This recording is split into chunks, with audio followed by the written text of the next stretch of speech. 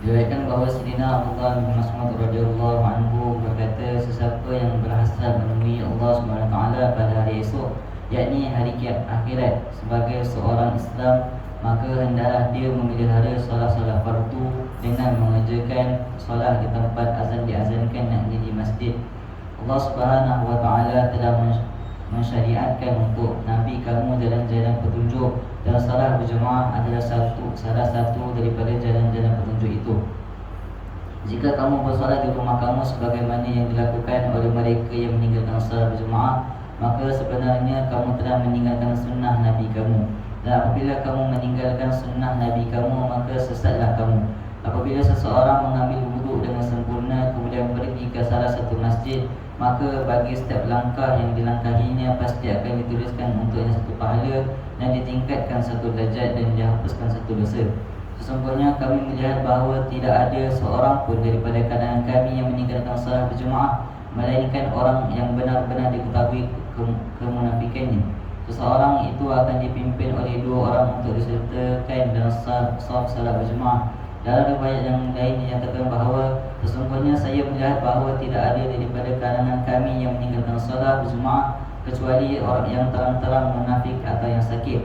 Yang sakit pun jika dapat dibantu oleh dua orang akan dipapah ke masjid sehingga dapat menyertai solat berjemaah. Dan katanya bahawasanya Rasulullah SAW mengajar kami sunnah huda, jalan-jalan hidayah. Dan antara jalan-jalan hidayah itu ialah menjaga solat berjemaah di masjid yang dilakukan azan. Hadis riwayat Muslim, Abu Dawud, Nasa'i dan Ibnu Majah. Keterangan para sahabat yang sangat mengambil berat terhadap salat berjemaah, sehingga orang yang sakit pun akan berusaha sedaya upaya untuk menyertai salat berjemaah walaupun terpaksa dibantu oleh dua orang.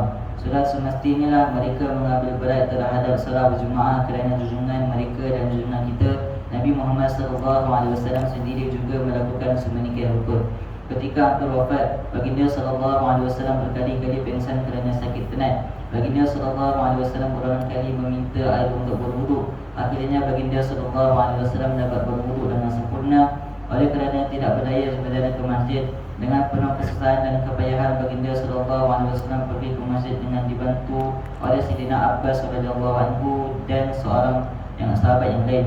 Sayyidina Abu Bakar radhiyallahu anhu telah mengimami solat kerana mentaati arahan Rasulullah SAW, dan baginda SAW pun turut menyertai solat berjemaah itu. Sayyidina Abu Darda radhiyallahu anhu berkata, aku mendengar Rasulullah SAW bersabda, beribadahlah kepada Allah Subhanahu wa taala seolah-olah Dia berada di hadapan kamu dan kamu sedang melihatnya. Angkatlah diri kamu daripada kalangan orang yang telah mati. Elakkanlah diri kamu daripada doa orang yang kena zalim, dan sesiapa antara kamu yang mampu menunaikan salat isyak dan subuh secara berjemaah, tunaikanlah walaupun kamu terpaksa merangkak untuk mengerjakan melakukan demikian. Dan sebuah hadis menyatakan bahawa salat isyak dan subuh amatlah berat bagi orang munafik. Kalau mereka mengetahui betapa besarnya pahala berjemaah, sudah tentulah mereka akan ke masjid bersolat berjemaah walaupun terpaksa merangkak. InsyaAllah semoga kita dengar dapat amal dimasukkan kita